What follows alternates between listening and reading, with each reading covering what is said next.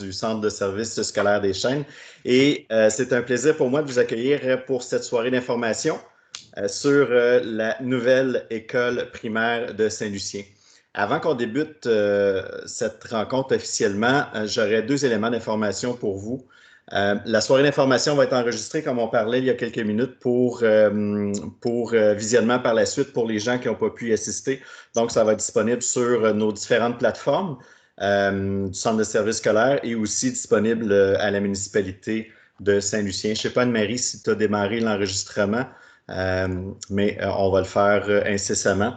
Également, si vous avez des questions, on vous demande d'utiliser la zone de clavardage, mais d'attendre à la fin de la rencontre, parce que ça se peut que vous ayez réponse à vos questions pendant la rencontre. Donc, on vous demanderait d'attendre à la fin. Et puis, nous, on fera une lecture de vos questions.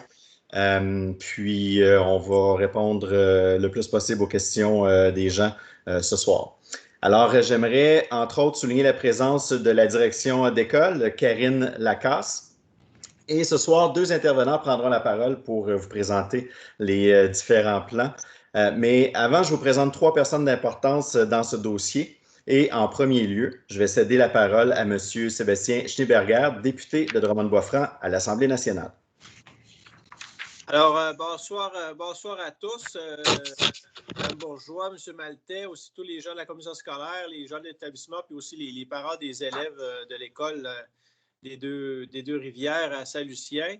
C'est un bel événement aujourd'hui, ce soir, parce que, pour ceux qui s'en souviennent ou qui ont suivi l'actualité, ça a été, disons, on s'est retroussé les manches depuis longue date, étant donné qu'à l'époque, l'école était une école de ministres. Je ne veux pas faire tout l'historique, là, parce que je ne veux pas étirer ça, mais étant donné que c'était à la charge de la municipalité, il fallait faire des rénovations. Le ministère ne pouvait pas donner d'argent à une école qui n'appartenait pas à une commission scolaire. Alors là, il fallait que la commission reprenne l'école pour pouvoir financer les travaux. Alors déjà là, partant, il a fallu pousser un petit peu à l'époque. Puis là, je ne veux pas parler comme personne en s'entend parce qu'actuellement, je peux vous dire que avec M. Maltais, ça, on a une très bonne organisation, ça va très bien. Mais à l'époque des commissions scolaires, c'est sûr que reprendre une école, il a fallu, le ministre à l'époque, M. Proulx, ça a poussé un petit peu le dossier. Et puis ça a été fait avec du temps. Mais en s'entend, je parle de M. Proulx, sous l'ancien gouvernement, c'était de la longue haleine. Bon, ça s'est fait. Aujourd'hui, on est arrivé à bout. Alors, à ce moment-là, la nouvelle administration, M. Maltais, toute son équipe ont super bien travaillé. Je veux vous féliciter personnellement, M. Maltais, pour ce que vous faites, parce que je peux vous le dire, là, souvent, on a dit que la CAQ, les commissions scolaires, on était en guerre, mais ce n'est pas vrai du tout. On travaille très bien avec la nouvelle administration. Alors, chapeau, il faut le dire aussi. Là, je suis capable de critiquer, mais je suis capable aussi de dire les bonnes choses. Et puis, mais aujourd'hui, on a une belle annonce à faire parce que justement, avec la reprise par le centre de services scolaires, ça fait en sorte qu'on est capable de livrer une belle école à Saint-Lucien parce que moi, les citoyens, Drummondville là, inaugure des écoles, mais surtout aussi les campagnes, les milieux ruraux. C'est important que ces gens-là aient un service de proximité parce que c'est nos jeunes, c'est nos petits mousses et puis ça aide à agrandir, les municipalités parce que j'ai plusieurs municipalités qui n'ont pas d'école primaire et puis je peux vous dire que ce n'est pas la même chose, ce n'est pas la même énergie. Alors, quand une municipalité garde son école primaire et puis dans ce cas-ci, avec une belle nouvelle école, bien, tant mieux, ça fait en sorte qu'une municipalité reste en vie puis il y a des arrivants, des nouvelles familles qui approchent. Alors là-dessus, je vous laisse là-dessus et puis en tout cas, tous les parents qui sont là, je vous félicite. S'il y a des questions, ça me fera plaisir d'y répondre tantôt. Merci beaucoup, M. Schneeberger. Merci également pour votre présence avec l'agenda chargé qu'on vous connaît. Alors maintenant... je suis dans ma cuisine ce soir, alors ça va être, on est correct. Là. On pourrait faire ça plus souvent, moi, c'est pas pire. Effectivement. Je vais céder maintenant la parole à Mme Diane Bourgeois, mairesse de la municipalité de Saint-Lucien. Oui, merci. Alors, M. Schneeberger, notre député. M. Maltais aussi, bonsoir. Mme Karine Lacasse, que je ne vois pas, là, mais qui est avec nous. Karine, qui est la directrice de notre école. Je veux aussi saluer les parents, les Luciennois, les Luciennoises et également les distingués invités, parce que je pense qu'on a d'autres mondes, d'autres personnes qui sont invitées et qui ont soutenu ce beau projet de doter Saint-Lucien d'une école, une école à laquelle les enfants avaient droit. Alors, bonsoir tout le monde. J'ai le goût ce soir de vous dire enfin, nous y sommes. Après tellement d'efforts et d'attentes de la part des parents de Saint-Lucien, après les nombreuses démarches de notre député, M. Schneeberger. Et je dois aussi, moi aussi, féliciter la direction générale de la commission scolaire qui a fait d'énormes efforts de concertation avec la direction générale de Saint-Lucien, les employés aussi, M. Gendron, que je vois ce soir, et qui ont permis de réintégrer, ont permis à Saint-Lucien de réintégrer le parc immobilier de l'ancienne commission scolaire et d'avoir une école sur son territoire. C'est très apprécié. Vous savez, cette nouvelle école-là signifie un nouvel essor, un nouveau souffle pour Saint-Lucien. Et j'espère que ce sera l'élément central de notre milieu de vie, de notre vie citoyenne. Cette école-là, elle a été pensée pour les enfants. Elle a été pensée pour le futur, mais elle a été aussi pensée pour les parents. Et moi, j'espère que vous, chers parents, vous allez vous l'approprier, cette école-là, et vous allez vous en servir pour faire grandir Saint-Lucien. Alors, je suis fébrile, j'attends impatiemment. Je n'ai pas vu, moi, aucune photo, rien. J'ai hâte qu'on me montre de quoi ça aura l'air. Alors, je nous souhaite à tout le monde une belle soirée de découverte. Bonsoir. Merci beaucoup, Mme Bourgeois. Alors, je cède maintenant la parole au directeur général du Centre de services scolaires des Chênes, M. Lucien Maltais. Monsieur le député, Madame la mairesse, chers invités, les membres de mon équipe, donc bonne soirée à tous. D'entrée de jeu, j'aimerais signaler que pour moi, Saint-Lucien, lorsque j'ai appliqué il y a 3 ans pour devenir directeur général de la commission scolaire des Chênes, bien évidemment, Saint-Lucien avait tardé mon intérêt, surtout pour 2 éléments. On parlait de l'école du ministre et je me rappelle qu'avant d'arriver en poste, on m'avait mentionné qu'il y avait quand même une demande un petit peu politisée en lien avec un agrandissement de cette école-là. D'entrée de jeu, c'est clair que lorsque je suis arrivé en poste, c'était dans les premières rencontres, j'ai eu la chance de rencontrer Mme Bourgeois. Et je pense que dès le départ, on a réussi quand même à s'entendre sur 2 principes. Le premier principe, c'est qu'évidemment, une école du ministre, c'était quand même un résidu du passé qui méritait d'être vu et d'être, dans le fond, une école qui est administrée par mettons, une municipalité pour laquelle les gens payent des taxes, oui, mais payent des taxes aussi pour faire vivre l'école. Bon, on se disait c'est peut-être inéquitable par rapport aux autres écoles du Québec. Donc ça, c'était un premier principe. Et le deuxième, c'est qu'évidemment, on voyait que cette école-là avait besoin d'amour et je n'ai pas le choix de vous dire qu'on va lui en donner beaucoup. Tellement qu'on va tout raser et reconstruire à zéro. Donc, évidemment, on s'est entendu là-dessus. Merci, M. Schneeberger, qui a travaillé très, très fort, je pense, pour faire reconnaître nos besoins parce que ce projet-là de Saint-Lucien s'inscrivait aussi avec une demande d'école secondaire, une demande d'école primaire, un réaménagement dans une école secondaire. Nos besoins sont nombreux. On en a encore beaucoup, hein, Monsieur le député. Je vous mentionne qu'on avait quelques demandes en attente encore pour la prochaine année. Donc, je pense qu'on a travaillé fort, puis Mme la mairesse et M. le député ont réussi à mettre Saint-Lucien sur la pile, mais aussi nos autres projets au Centre de services scolaires des Chênes. Retenons qu'à travers ce projet-là, ce que je dirais, c'est qu'un deuxième élément majeur, c'est lorsqu'on a eu l'acceptation du projet, vous comprendrez que mon équipe, hein, principalement M. Gendron et M. Lavoie, sont mis à pied d'œuvre dans les pleins de vie. Puis lorsqu'on a creusé dans l'ancienne partie de l'école, on s'est rendu vite compte que dans le fond, il y avait peut-être encore trop d'amour, hein, parce qu'au départ, c'était un projet d'agrandissement. Mais là, on s'est dit, l'ancienne partie, au niveau des infrastructures, il y a peut-être de quoi faire. Et très rapidement, M. Gendron, qui est mon spécialiste des ressources matérielles, c'est tant qu'à être rendu là, moi, je pense qu'on a un projet pour dire au ministère, regardez, on rase tout au complet, puis on refait l'école à zéro. M. Gendron n'a pas perdu de temps avec son équipe, puis évidemment, chiffre à l'appui, on a déposé la demande au ministère. Merci encore à notre député qui a travaillé fort encore pour mettre ce dossier-là sur le dessus de la pile parce qu'on demandait de l'argent encore supplémentaire au gouvernement.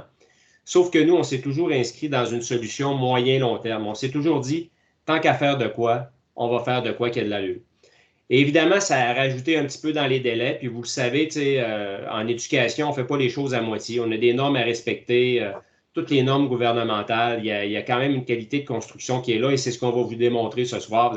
Ce qui explique que dans les délais, ça n'a peut-être pas toujours respecté les intentions de notre mairesse, mais à force de discussion, je pense qu'on a réussi à arriver sur le même objectif. Dernier élément que je voudrais mentionner, je ne sais pas s'il y a des conseillers municipaux de la municipalité de le faire, mais Mme la mairesse et les conseillers, très, très gros merci parce que nous, on est privilégiés. Vous savez, à Drummondville, puis ce n'est pas une critique envers la municipalité, c'est très dense comme population, puis des fois, la marge de manœuvre est moins là lorsqu'on veut mettre une école à l'intérieur de la municipalité. Mais à Saint-Lucien, là, on est accueillis à bras ouverts, on sait qu'il y a de la place. Ce que vous avez fait avec l'ancien conseil municipal pour mieux aménager notre école primaire, c'est incroyable. La collaboration est plus. Puis on le voit avec M. Gendron qui, dès le départ, avait ouvert la porte pour travailler, pour faire des aménagements dans l'église, pour que ça reste. Au lieu de faire des modulaires puis de mettre ça à l'arrière, puis qu'après ça, après 2 ans, on perd complètement les modulaires. Déjà, M. Gendron et son équipe ont dit on va faire de quoi dans l'église, ça va rester après à la municipalité. Moi, je trouve que c'est de l'argent bien investi, puis je suis fier de notre projet qu'on a fait ensemble. Alors, merci à mon équipe, merci à la mairesse, à vos conseillers, merci à M. Schneeberger. Donc, je vais nous souhaiter une bonne présentation et je laisse la parole à M. Page qui va faire la suite. Merci. Merci, M. Maltais. Alors, je pense que tout le monde a hâte de voir la suite qui va être présentée par M. Simon Lavoie, directeur adjoint, et M. Yves Gendron, directeur du service des ressources matérielles du Centre de services scolaires des Chênes. À vous, les gars. Alors, bonsoir à toutes et à tous. C'est toujours un plaisir de présenter des nouveaux projets, dont celui de Saint-Lucien. Là, j'essaie juste d'aller à la prochaine diapositive. Je suis allé un petit peu vite, on est revenu. Voilà. Alors, voilà l'école des Deux-Rivières. Je dirais l'école actuelle. Là, vous ne méprisez pas, ce n'est pas la nouvelle école. On n'a pas commencé les travaux. Donc, M. Maltais l'a mentionné, lorsqu'on est redevenu propriétaire de l'école, on a fait dans le PQI, Plan québécois d'infrastructure 2019-2029, on avait demandé un agrandissement d'école pour y ajouter, entre autres, un gymnase et d'autres classes. Et M. Maltais l'a souligné. C'est sûr qu'à partir d'une plus vieille école, avec certains petits problèmes dus à l'âge, dus à l'ossature de bois, c'est toujours plus compliqué d'essayer de joindre une vieille école avec une école du 21e siècle. Donc, avec tout ça, on a préféré demander au ministère vraiment d'avoir une nouvelle école complète. Donc, on est parti d'un projet de 10,5 millions en 2019 pour arriver à un projet de 14,7 millions en 2021, donc dernièrement. Tout ça pour vous dire qu'on va construire une école 5 fois plus grande que l'école actuelle, avec des facilités tout à fait hors du commun là, comparées à ce qu'on a aujourd'hui, dont un gymnase double avec un rideau diviseur. Donc, sur la prochaine diapositive, vous voyez un petit peu la mise en contexte. Donc, on voit en bleu le centre communautaire, en jaune l'école existante, l'hôtel de ville en rouge et l'école temporaire qui est l'église.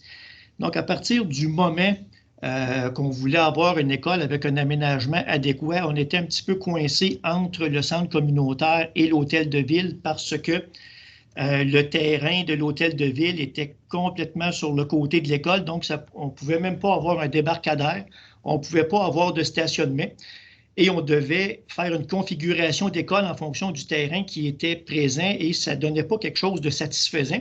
Et après avoir discuté avec la municipalité, sachant que les bureaux seraient déménagés dans l'église, c'est là qu'on a décidé, ensemble de prendre possession de l'hôtel de ville, ce qui nous a permis vraiment de partir d'une page blanche et de faire des plans et devis d'une nouvelle école en y incluant un débarcadère et un stationnement pour les parents, ce qui est tout à fait nécessaire aujourd'hui. Donc, ça nous a vraiment permis d'avoir des plans et devis là, satisfaisants. Sur la prochaine, bon, comme on disait, on va relocaliser temporairement les élèves. Donc, à partir du moment où on savait qu'on faisait soit un agrandissement ou une nouvelle école, on devait reloger les élèves pour la prochaine année scolaire. On avait peut-être quelques options. Une des options aurait été peut-être de déménager les élèves dans d'autres écoles, ce qui n'était pas tout à fait envisageable parce qu'on voulait laisser les élèves dans la municipalité. On aurait pu mettre des modulaires, mais ça aurait été un investissement qui aurait été temporaire. Donc, sachant que la municipalité allait faire des bureaux dans l'église, on a fait d'une pierre deux coups en disant que nous, on va aller installer 4 classes et on va essayer aussi installer des bureaux pour les professionnels, direction, etc. Et c'est des installations qui vont resservir pour la municipalité. Toutefois, comme l'église n'était pas assez grande pour refaire l'école au complet, au centre communautaire, on va quand même avoir le maternel, le service de garde qui va rester là et on va utiliser aussi la grande salle pour le gymnase, bibliothèque et la musique. Donc, ça nous a permis de faire ces arrangements-là pour la prochaine phase. Dans l'autre image, bon, on voit un petit peu l'église, comme je disais, compte tenu qu'il va y avoir des activités au centre communautaire, les élèves vont devoir se déplacer. Donc, on va faire une circulation temporaire à l'arrière de l'église. Donc, on ne veut pas que les élèves nécessairement utilisent la route 255 pour se promener entre l'église et le centre communautaire. Donc, on va faire un passage qui va être dégagé pendant l'hiver et qui va être en gravier pour permettre aux élèves d'aller dans la cour d'école, d'aller à la patinoire, d'aller au centre communautaire en toute sécurité pendant que les travaux vont se faire parce que aussi il va y avoir les travaux seront clôturés pendant ce moment-là. Et l'autre va être un petit peu l'échéancier de la nouvelle école. Donc, les travaux dans l'église sont pratiquement terminés. On va pouvoir procéder au déménagement là, aussitôt les classes terminées en juin. Et on va procéder à la démolition de l'école existante en juillet 2021. On va commencer la construction pas longtemps après qu'on va être démoli. Donc, on va se donner une année. Ça devrait aller assez vite. On sait qu'une année, c'est assez vite pour construire une école, mais quand on est bien préparé, bien planifié, on devrait y arriver. Par la suite, la démolition de l'hôtel de ville. Donc, on va laisser le temps à la municipalité d'aller s'installer dans ces nouveaux locaux, de faire les ajustements nécessaires. Une fois qu'ils vont avoir quitté l'hôtel de ville, on va procéder à la démolition de l'hôtel de ville et à la construction du débarcadère et du stationnement, que M. Lavoie va vous parler un petit peu plus en détail. Et lorsque j'arrive à l'autre diapositive, vous allez voir, oups, ici, la nouvelle école. Et je cède le contrôle à M. Lavoie qui va vous parler de l'aménagement et du design de la nouvelle école. Oui, bien merci à M. Gendron. Donc, tel que discuté un peu plus tôt, là, le projet de la nouvelle école s'inscrit dans la nouvelle génération d'écoles. En fait, la vision pour les nouveaux projets d'école, ça intègre davantage de lieux de collaboration pour les jeunes, avec des espaces pédagogiques flexibles et évolutifs et aussi une empreinte environnementale réduite. Pour vous présenter la nouvelle implantation. Donc, on peut voir le bâtiment en blanc qui est le centre communautaire existant et le futur débarcadère aussi d'autobus qui va être exclusif, donc plus de sécurité pour les élèves. Et on peut voir aussi l'intégration de la cour d'école à même la biophilie déjà existante. Une vue en 2D de la nouvelle école. On peut voir les différentes zones aussi. Dans le fond, la cour d'école va être protégée par des clôtures. Puis, on a symbolisé aussi l'école des Deux-Rivières avec 2 rivières qui seront peintes en bleu dans la cour d'école jusqu'en arrière-l'eau pour un peu symboliser et aussi entourer les zones de collaboration et des classes extérieures qui seront présentes dans la cour d'école. En façade, on retrouve aussi le stationnement pour le personnel et les parents et aussi un stationnement parent pour le service de garde ici et aussi qui pourront utiliser le débarcadère d'autobus en dehors des heures d'achalandage des autobus. Je vous remonte la vue de façade. En fait, c'est la position du point rouge qui est ici. Donc, la nouvelle école de Saint-Lucien s'inscrit aussi dans la nouvelle signature architecturale du gouvernement. En fait, il y a de l'intégration d'aluminium dans les parements extérieurs. On met aussi le bois à l'évidence à l'intérieur du bâtiment. Puis, il y a aussi un affichage distinctif avec la stèle identitaire et aussi la nomenclature pour l'école des Deux-Rivières. On peut voir en façade ici, va être le gymnase qui va être positionné ici. Au rez-de-chaussée, sera la bibliothèque et au deuxième étage sera le local d'art plastique. Si on se déplace un petit peu dans le débarcadère, en fait, c'est la vue du débarcadère. Cette section-ci représente les classes, donc maternelle, premier cycle au rez-de-chaussée, des classes aussi au deuxième étage, et puis la section qui est plus vers la façade de la rue, on parle du vestiaire propre, secteur administratif et des locaux spécialisés.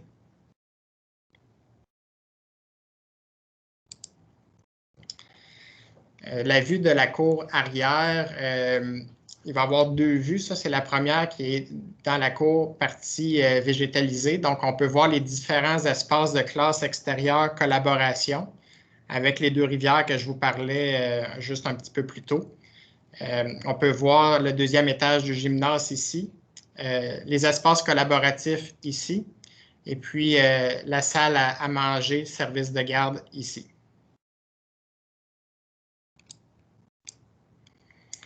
Une autre vue de la cour intérieure, si je me repositionne sur mon point rouge, en fait, on a gardé aussi un petit peu de surface asphaltée pour pouvoir effectuer des jeux avec les ballons ou des activités de course. Et puis, l'entrée pour l'école est positionnée ici pour les jeunes. Maintenant, je vous montre les plans intérieurs. Donc, c'est une école de 2 étages. Au rez-de-chaussée pour les classes, dans cette section-ci.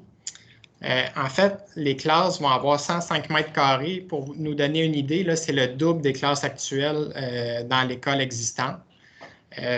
À ceci, on a intégré un espace, un coin lecture un peu plus privé avec des bibliothèques intégrées et aussi 2 zones de retour au calme, ainsi que du rangement intégré pour garder l'espace épuré. Puis, on a aussi une banquette qui fait tout le long du mur sur le bord des fenêtres avec des rangements en dessous. Donc, ça, c'est une classe type dans la nouvelle école. Nous avons aussi un vestiaire propre, le secteur administratif. Puis, pour la bibliothèque, on a intégré un gradin en bois, puis aussi des bibliothèques et un espace technologique où les jeunes vont pouvoir utiliser les outils, tablettes intelligentes, portables et tout. Ça va être prévu avec toute la connectivité requise pour ceci.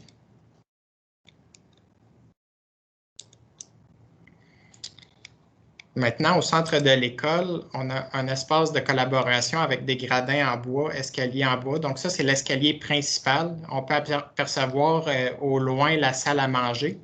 Puis de ce côté-ci, c'est les vestiaires propres qui sont positionnés ici.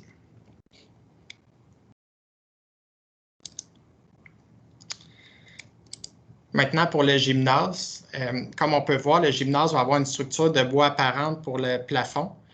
Ça va être un gymnase double avec un rideau diviseur.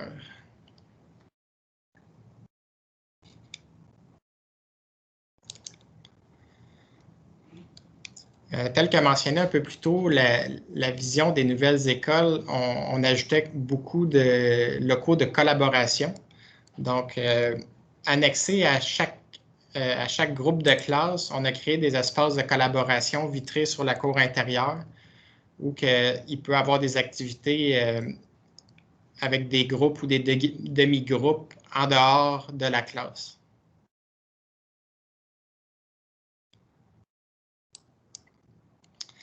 Même chose ici, on a créé aussi des petits espaces de collaboration, plutôt pour des groupes de 2 à 4 personnes.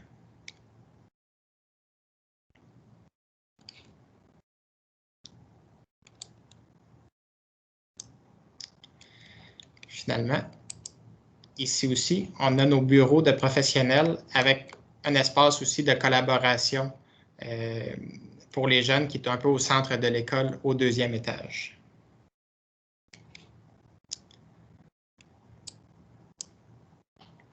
Je vous dirais que ça fait passablement le tour des vues que nous avions à l'intérieur. Donc, moi, j'avais fini ma présentation là, à ce niveau-là.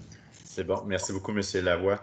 Je ne sais pas s'il y a des questions à la suite de cette présentation. Si vous avez des questions, on vous invite à les écrire dans la zone de clavardage.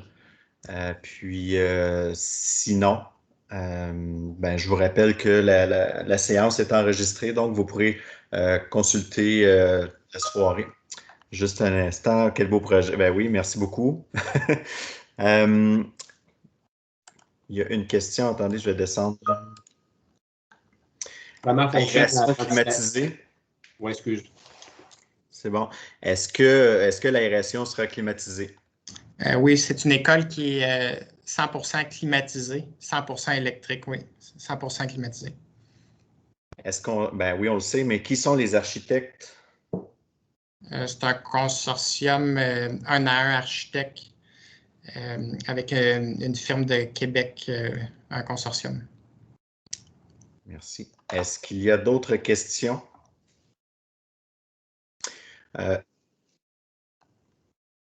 Oui, local de musique. Oui, le local de musique, si je peux vous en parler plus en détail, est au 2e étage. À même le local de musique, on a prévu aussi un local d'enregistrement qui fait partie du nouveau plan fonctionnel technique. Donc, il y a un local d'enregistrement pour des chansons, ceux qui veulent s'enregistrer. Puis aussi, dans le fond, du mobilier intégré, un évier-bain pour les instruments de musique et un rangement pour la musique.